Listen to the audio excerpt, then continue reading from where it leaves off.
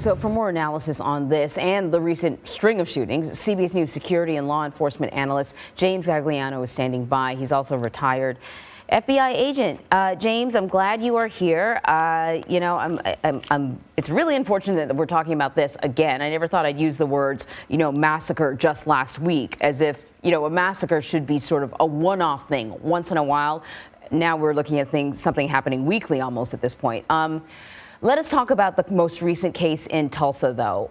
Let's look at the investigation. What will the FBI be doing? What will ATF be doing? Well, Emery, it looks like the response attached to this was much better than what we experienced in Uvalde, Texas, where there was a 77-minute gap between the first 911 call and when police actually breached the room and took out the shooter. In this instance, it appeared that police did exactly what they're trained to do. In the post-Columbine world, which happened in 1999, you think 23 years ago, we are trained to go to the sound of the guns. So the number one thing is to confront and interdict the shooter and stop the indiscriminate killing. Then you settle down and you start looking for broader pieces of this. Was there a conspiracy? Did anyone provide inspiration or material support or any type of assistance in this? And that's what police are working on now. They'll be scrubbing social media. The unfortunate part of this is when the shooter takes their own life, when the takes the coward's way out, you cannot interview them. So this is all going to be done through old school detective work, knocking on doors and using the digital exhaust that we give off in the 21st century to try to get to motive here. Yeah, I think I heard one officer say that police were there within 4 minutes. And I did think to myself, with this recent string of shootings, was this person inspired or emboldened by some of the stuff that he's seen in the news? Because they're all sort of similar in that they are soft targets.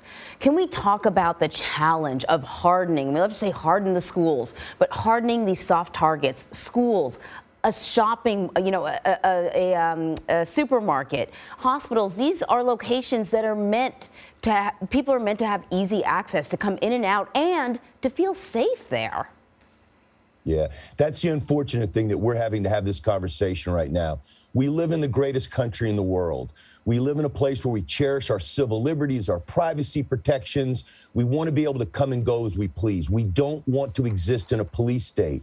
But somehow, as we go forward now in the 21st century, and as these things you pointed out proliferate, and look, the Gun Violence Archive, the database that I believe that you noted, they've determined that there have been 233 of these in the first 152 days of this year. That is insanity. Now, we describe mass shootings as 4 or more casualties, meaning wounded or deceased, not including the gunman.